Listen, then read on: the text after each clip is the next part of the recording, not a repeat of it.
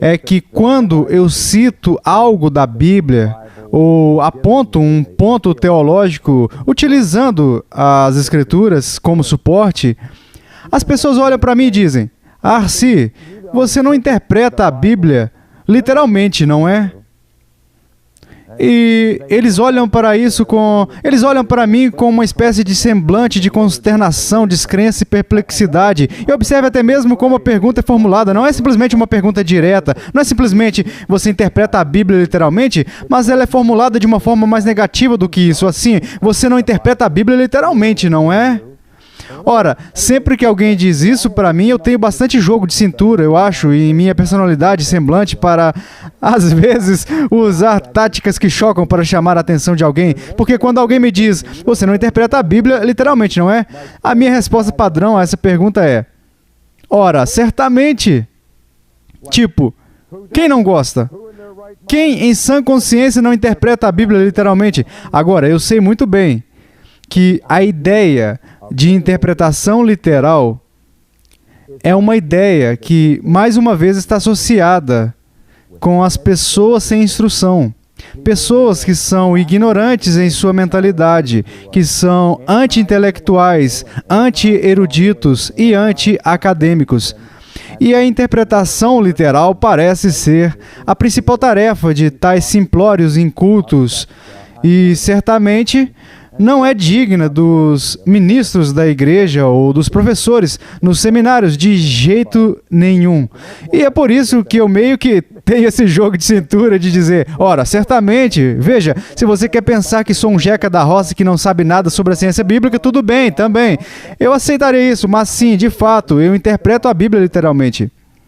Mas geralmente provoca uma resposta envolvente, onde o interesse das pessoas é despertado pelo menos por um minuto dizendo: você faz isso? Você realmente interpreta a Bíblia de forma literal? Eles coçam a cabeça e surge uma espécie de interesse e eles dizem: ora, veja, por quê? Por que você faz isso?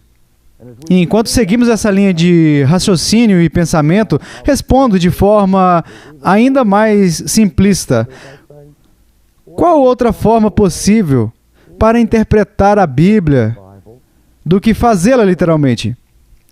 Claro que interpreto a Bíblia literalmente. Mas o que está acontecendo aqui, com certeza, é que quando estou falando sobre interpretar a Bíblia literalmente e o interrogador está me perguntando se interpreto a Bíblia literalmente, não estamos falando sobre o mesmo tipo de coisa. Quando falo sobre interpretar a Bíblia literalmente, tenho algo muito concreto e específico em mente. Estou falando de um método de interpretação bíblica. Novamente, um método que foi muito importante para a redescoberta da Bíblia durante a Reforma Protestante. E um método que estava intimamente ligado ao que descrevi em nossa última aula, como o método de interpretação histórico-gramatical.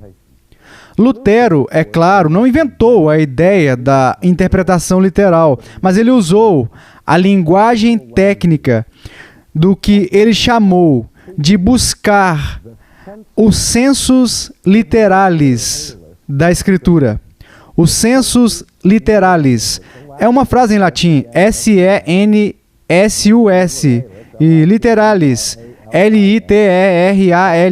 E a tradução significa que é o sentido literal, ou o significado literal das Escrituras. E assim, o que Lutero quis dizer é o que eu estou dizendo quando digo que a primeira regra, a regra primária da interpretação bíblica sólida, é interpretar a Bíblia literalmente. Mas o que Lutero quis dizer com isso? De uma maneira mais simples, ele disse que o que devemos buscar à medida que chegamos à Escritura é o sentido claro do significado do texto.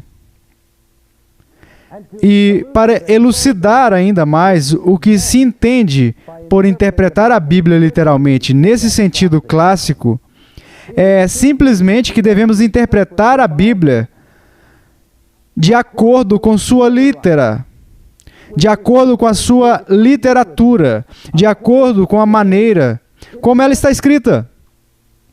Ora, Se isso é tudo o que queremos dizer com a interpretação literal, então devemos interpretar o jornal literalmente, devemos interpretar a poesia literalmente, devemos interpretar a música literalmente. Qualquer coisa escrita como literatura deve ser interpretada como literatura. O que significa que seguimos os padrões e as regras normais de interpretação literária.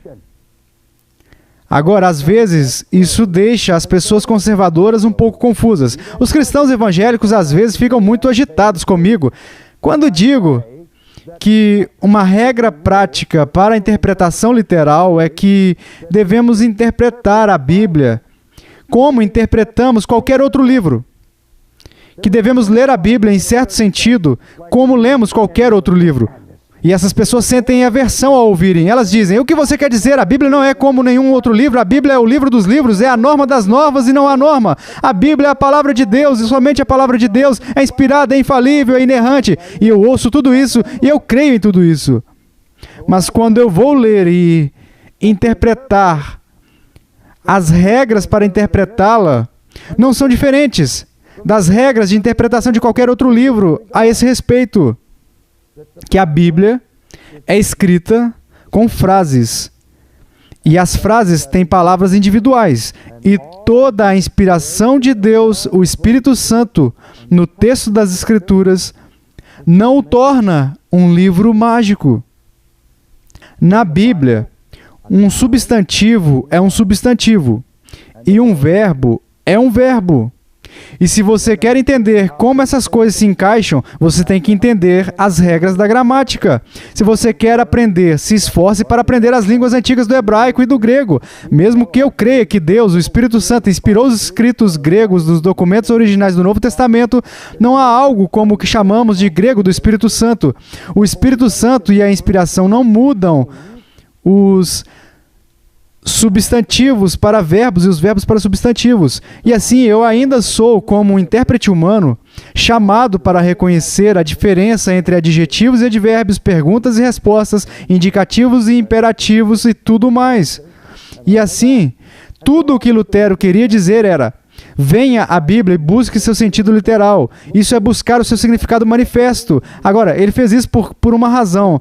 Porque um grupo na Idade Média, uma abordagem muito estranha das Escrituras, uma espécie de abordagem mística das Escrituras, estava dizendo, se você realmente quer saber o que a Bíblia diz, você não pode simplesmente olhar para o significado manifesto, mas há um significado oculto, esotérico, misterioso, místico, espiritual e escondido por trás de cada texto.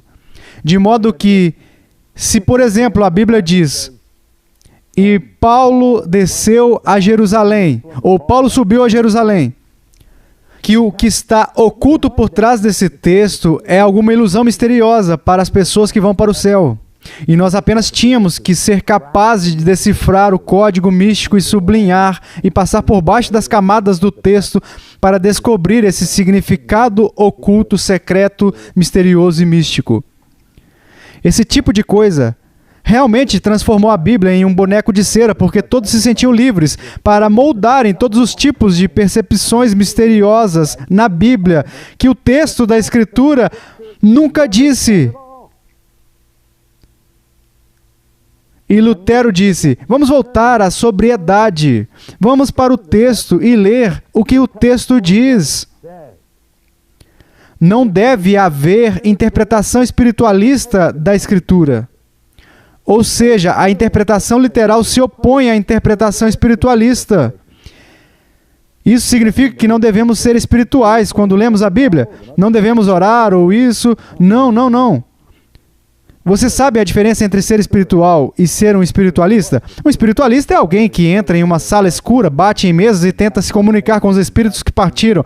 Eles não estão sendo realmente espirituais em um sentido bíblico, eles estão sendo contrários ao Espírito Santo, mas eles são chamados de espiritualistas. E a interpretação espiritualista é esse tipo de interpretação que transforma a Bíblia em um livro de magia.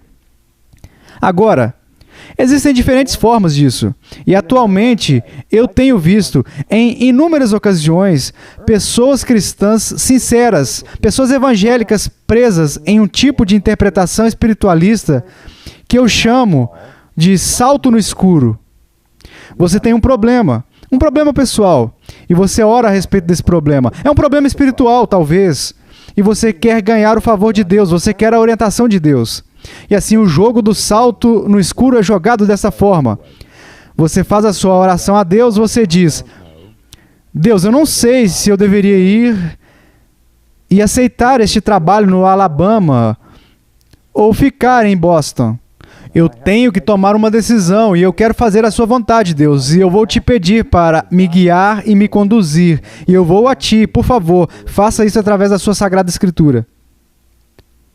Então, o que eu faço depois de fazer a minha oração é: eu piedosamente pego a minha Bíblia, fecho os meus olhos, e eu simplesmente pego as capas e as coloco na vertical, aí eu deixo a Bíblia cair, eu viro o livro, e então, sem olhar, eu pego e coloco o meu dedo no texto, e em seguida eu abro os meus olhos, e onde quer que o meu dedo caia, eu recebo a minha resposta de Deus. E vejam só, eu me deparei com o seguinte texto: desceu Davi ao Negueb. E eu disse: haha, o Negueb está no sul da Palestina. Davi foi até o Negueb. Essa é a minha resposta. Deus está me dizendo, das duas opções eu devo ir para o sul. Isso significa que eu devo aceitar o trabalho no Alabama, em vez do trabalho em Boston. Não estou brincando. Isso acontece diariamente no mundo cristão, em nome da espiritualidade, em nome da obediência. E não há diferença entre isso e usar uma tábua ouija. Pegamos a Bíblia e a transformamos em uma ferramenta supersticiosa de magia. Violamos o significado do texto. Deus, o Espírito Santo, não inspirou o texto que nos diz que Davi foi ao Negueb para me ensinar que eu deveria ir para o Alabama. Lembro-me de uma jovem cristã muito sincera que tive como aluna universitária, que realmente queria agradar a Deus com sua vida, mas ela estava muito preocupada por ter chegado ao último ano. Ela estava sofrendo o pânico da formatura. Ela não tinha um namorado, nenhuma perspectiva de casamento, e ela não queria passar o resto da sua vida solteira. E ela me pediu para ajudá-la em oração para que ela conseguisse encontrar um namorado. E eu orei. Nós conversamos sobre isso.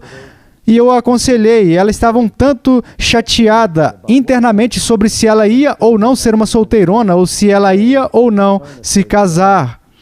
Então, ela orou fervorosamente para Deus que lhe desse um homem. E um dia ela entrou e ela estava completamente emocionada. E eu disse: o que aconteceu? Ela disse: ela disse, adivinha? Ela disse: vou me casar. E eu disse: você vai? Com quem? E ela disse: eu não sei. Eu falei: peraí, você vai se casar com um estranho? Você jogou na loteria ou algo assim? O que aconteceu? Ela disse: não, eu não sei com quem vou me casar, mas eu sei que vou me casar. Eu disse: ora, como você sabe disso? Ela disse: ora, o Senhor me disse. E eu disse: como? Ela disse: bem, eu pedi ao Senhor para me dizer se eu ia ou não me casar.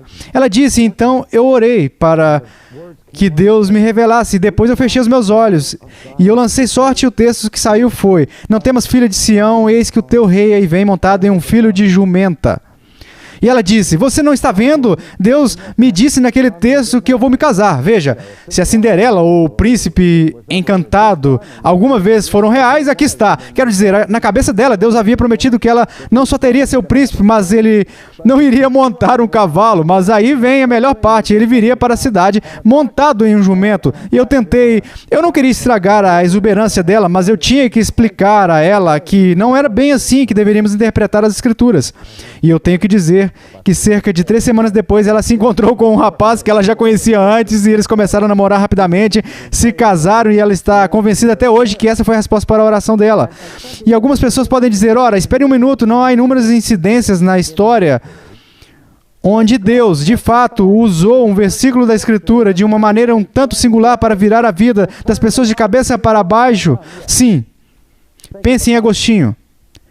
Vocês conhecem a história do Santo Agostinho, que vivia uma vida de orgias, bebedices e imoralidade? Sua mãe era uma cristã devota. Mônica orava em lágrimas todos os dias pela conversão do seu filho.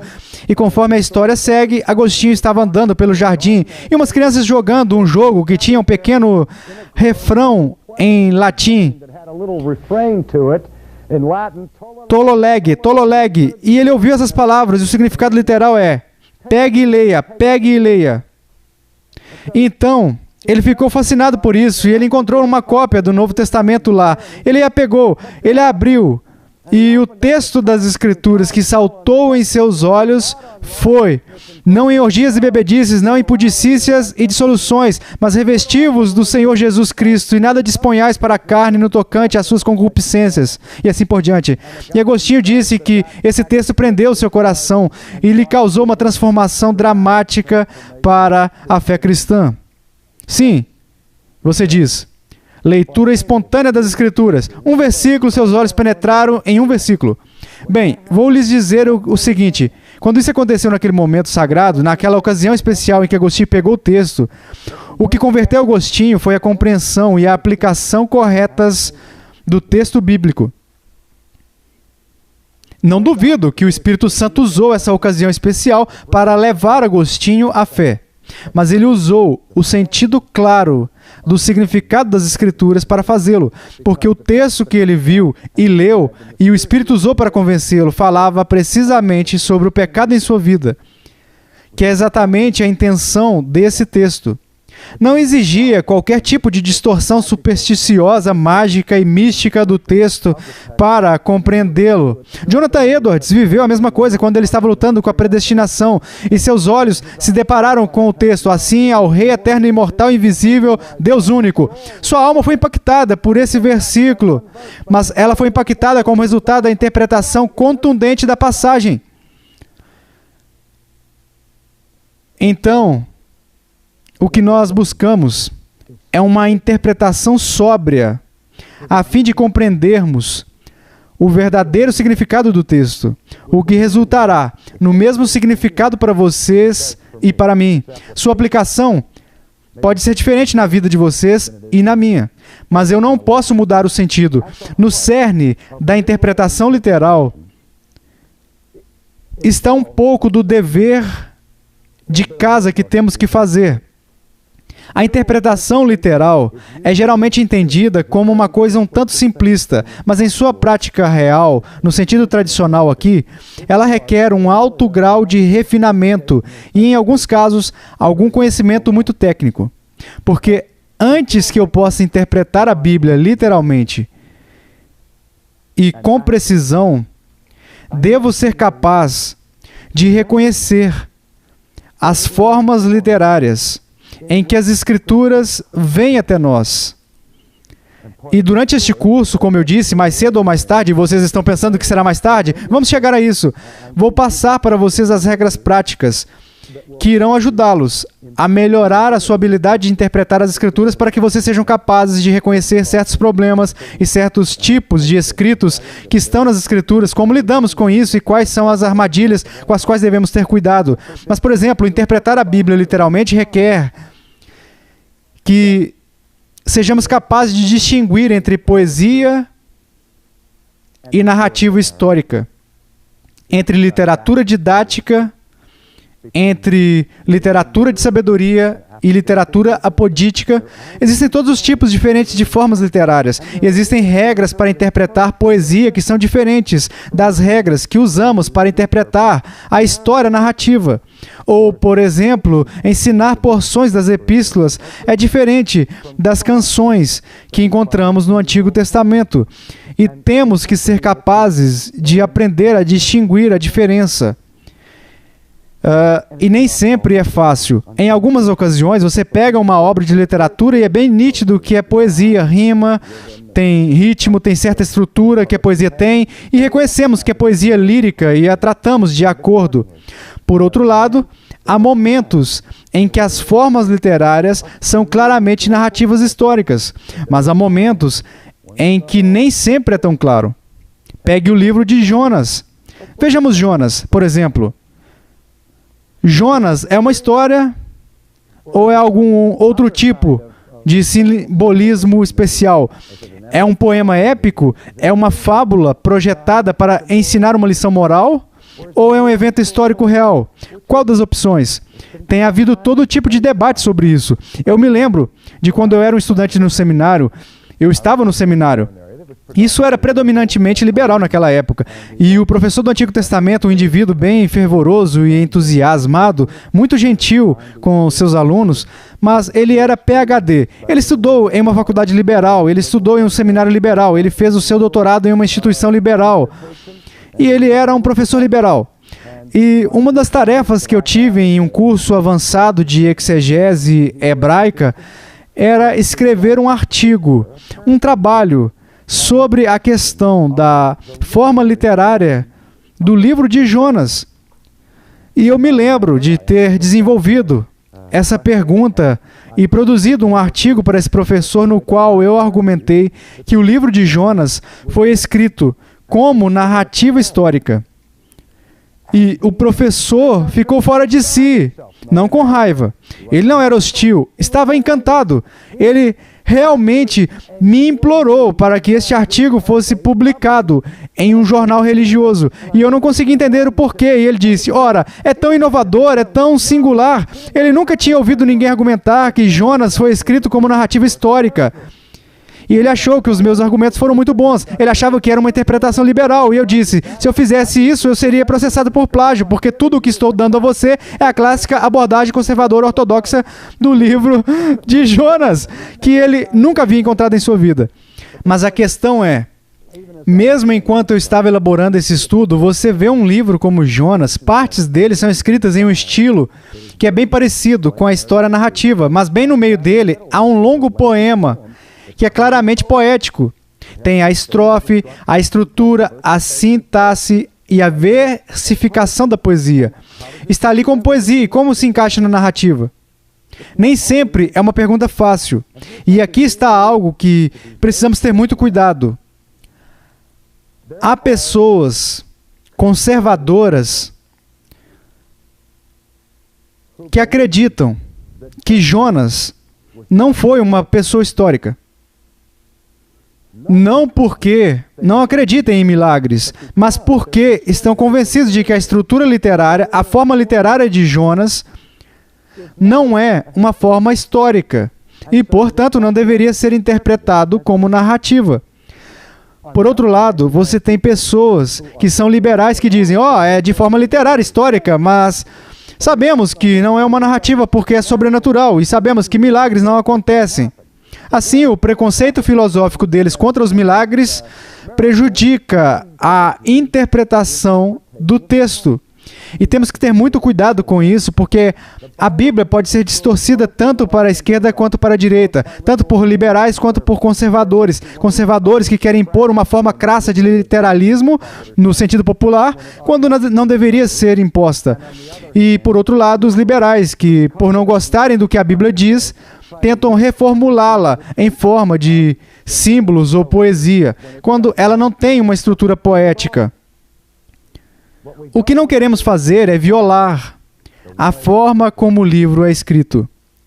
Quando eu estava no ensino médio, fui a um curso em uma igreja local e o ministro estava nos explicando os milagres de Jesus de uma perspectiva liberal.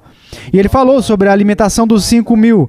E ele disse, ora, nós sabemos que Jesus não poderia ter alimentado 5.000 pessoas milagrosamente com 2 peixes e 2 pães. Por isso, não podemos interpretar dessa forma. E ele disse, obviamente, o que realmente aconteceu lá foi que algumas pessoas levaram o almoço delas, mas a maioria deles não foi tão diligente ao ponto de se preparar para isso. Então, Jesus persuadiu aqueles que levaram comida a compartilhar com aqueles que não levaram, e assim o verdadeiro milagre é moral. E paramos e pensamos, não é maravilhoso? Que maneira maravilhosa de reinterpretar a Escritura. Mas aquele homem violou o texto, porque o texto não pretende ensinar que Jesus persuadiu as pessoas. O que o texto está dizendo é que Jesus, através de poderes sobrenaturais, surpreendeu a todos. Veja, você pode não crer nisso, mas e daí? Você diz, eu não creio nisso, mas você entende o que está dizendo. Veja, a questão da crença ou da incredulidade é uma questão que surge após a interpretação. Primeiro você tem que entender o que ela diz, depois temos que dizer se acreditamos ou não acreditamos. Mas não podemos reinterpretá-la só porque não acreditamos. Ouvimos erros na outra direção. literalismo forçado ou historicidade forçada quando a Bíblia não está de acordo. Eu já me deparei com mais de um ataque de conservadores e evangélicos que, tentando mostrar quão admirável e maravilhosas são as profecias bíblicas, que você não olha apenas para as profecias do futuro em Jeremias, Isaías, Miqueias, Joel, Naum e etc., mas eles voltam aos poemas no livro de Jó, ou nos Salmos, ou nos Provérbios, e você encontra um poema lá onde alguém está adorando a grandeza e o esplendor de Deus, e ele diz: a palavra de Deus percorre os ares até os quatro cantos da terra. E alguém lê isso e diz: quer dizer que Jó disse que a palavra de Deus é enviada pelo ar? Como a palavra de Deus é enviada através do ar? Esta é uma profecia para a invenção do rádio, porque hoje a palavra de Deus é enviada pelo ar nas ondas de rádio ou nas ondas de televisão. Não era disso que o texto estava falando. Esse texto está falando de uma expressão poética do poder da palavra de Deus a fim de cobrir o globo. Não tem nada a ver com televisão e rádio, mas em seu zelo para provar que a Bíblia predisse a profecia, o que eu creio que, sim, eles leem nas passagens um conteúdo profético que nunca foi destinado para isso. E assim, a ideia de distorcer a Bíblia corrompendo sua forma literária é uma armadilha que é compartilhada tanto pelos liberais quanto pelos conservadores. E se realmente vamos interpretar a Bíblia literalmente, temos que ter o cuidado de não ignorar as formas literárias nas quais a Bíblia está escrita.